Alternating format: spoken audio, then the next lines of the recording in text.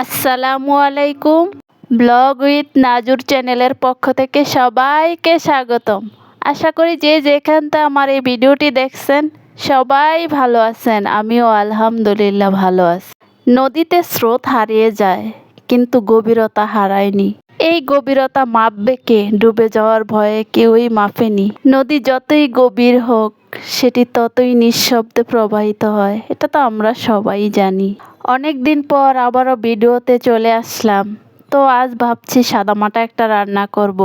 আমি যেহেতু বেশ কিছুদিন যাবৎ অসুস্থ ছিলাম, তাই কোনো রকম ভিডিও করার মন মানসিকতা ছিল না, তার মধ্যে আবার মেহমান ছিল। তো এখন আলহামদুলিল্লাহ আগের থেকে ভালো আছি, সুস্থ আছি। তো এখানে করলা ভাজিটা করে নিচ্ছি, আর মাছ রান্না করব, বেগুন ভর্তা করব।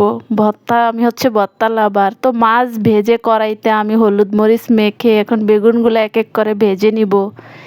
এভাবে আমি ফুরিয়ে খাওয়ার চাইতে বেগুন ভেজে এভাবে ভর্তা করা খুবই পছন্দ করি, আর আমি সবসময় এভাবেই ভর্তা করি।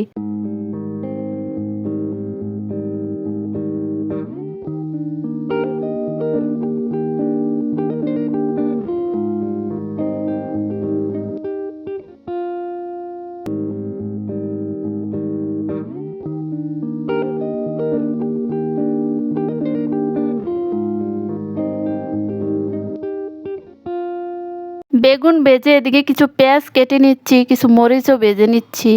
স্বাদ মতো কিছু লবণ দিয়ে মরিচটা এখন ভালো করে মেখে নিব। মাছ মাংসের চাইতে আমার কাছে ভর্তা হইলে তো আর কোনো কথাই নেই, এটা যে কোনো ভর্তাই হোক। আমি হচ্ছে ভর্তা লাভার। এরকম ভর্তা গরম গরম ভাতের সাথে খেতে তো খুব টেস্টি, তাই না? অনেক সময় হয় কি মুখে লুচি থাকে না, তো এরকম মাঝে মাঝে ভর্তা বানাইলে খাবার একটু বেশিই খাওয়া যায় আমার মনে হয়। তো এখন দিয়ে দিলাম কিছুটা পরিমাণ সরিষার তেল, আর এখন বেগুনগুলো দিয়ে মেখে নিব। ভর্তাটি তৈরি করব ধনেপাতা ছাড়া। বাসায় এই মুহূর্তে ধনেপাতা নাই। ধনেপাতা দিলে হয় কি খাবারের টেস্ট বেড়ে যায়, তো ধনেপাতা নাই, কিছু করার নাই। তো এখন অলরেডি ভর্তাটা আমার রেডি। এখন দুপুরের খাবার খেয়ে নেব। আর আজ দুপুরে খাবারে কি ছিল? মাছ দিয়ে বড়বড়ি, আলু, টমেটো, করলা ভাজি, ভর্তা, ডাল।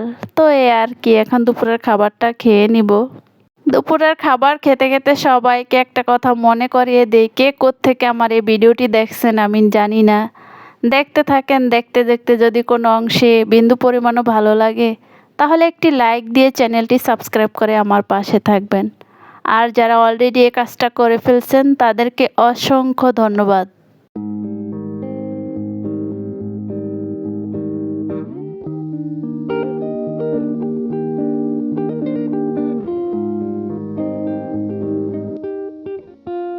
দুপুরের খাবার খেয়ে ভাবছি একটু বাহিরে যাব। ভাইয়ের ছেলে ভাবি বাসায় আসছে, একটু ঘুরতেও নিতে পারি না যেহেতু অসুস্থ ছিলাম, তাই বাবুকে রেডি করে নিচ্ছি।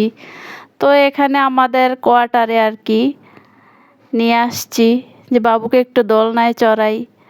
তো এখানের ভিউটা একটু ভিডিও করে নিলাম, দেখতে কেমন হইলো কমেন্টে জানাবেন। এতক্ষণ যারা ধৈর্য সহকারে আমার ভিডিওটি দেখছেন সবাইকে অসংখ্য ধন্যবাদ।